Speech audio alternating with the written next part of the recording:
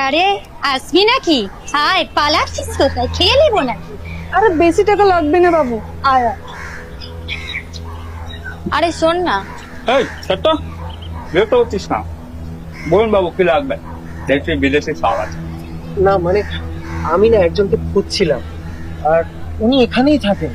এখানে তো কেউ কাউকে খুঁজতে আসে না বাবু, সবাই বাছাই করতে আসে। চলো দেখুন যদি পান। দাঁড়া।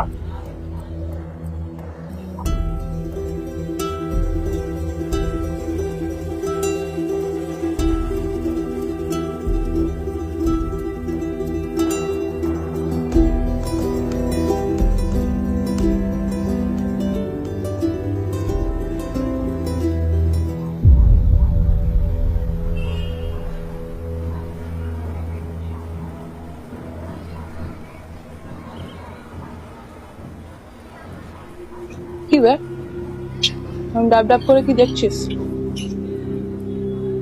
ভিতরে চ। আমায় চিনতে পারছো দিদি? সেদিন রেল লাইনের ধারে।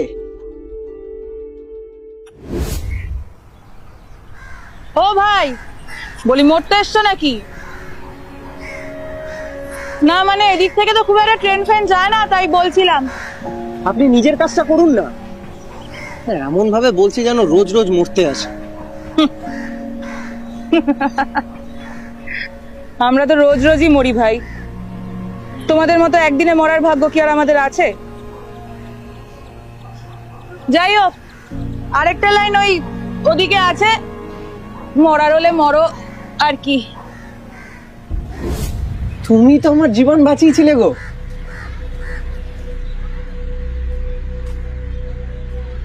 তাই তোমার ভাই আজকে তোমার হাতে রাখি পরতে এসেছে।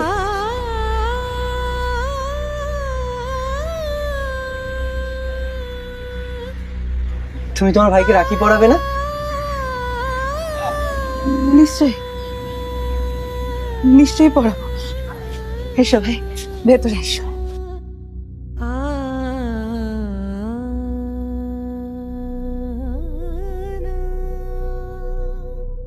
তাদের আমরা অন্য বলি, অথচ তারাও আমাদেরই মতো রক্ত মাংসের মানুষ। সমাজের কোণে ঠেলে রাখা সেই মুখগুলোতেও থাকে ভালোবাসার খিদে, স্বীকৃতির আকাঙ্ক্ষা আর একটা আপন সম্পর্কের আশ্রয়।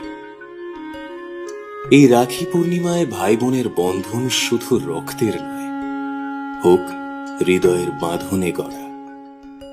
সৌজন্যে ভানুমতির ভোজ, যা কিছু বাংলার, যা কিছু বাঙালির।